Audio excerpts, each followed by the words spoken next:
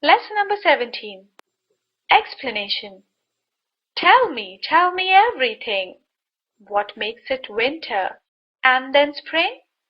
Which are the children? Butterflies?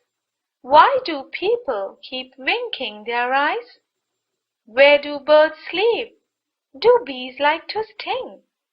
Tell me please everything. Tell me, I want to know. What makes leaves grow in the shapes they grow? Why do goldfish keep chewing and rabbits wobble their noses just from habits? Where does the wind when it goes away go?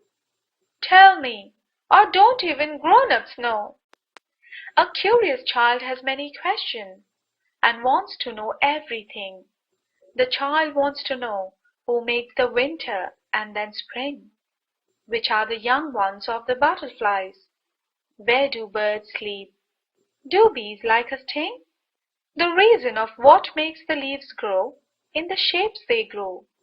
Why goldfish keep chewing? Why rabbits twitch their noses?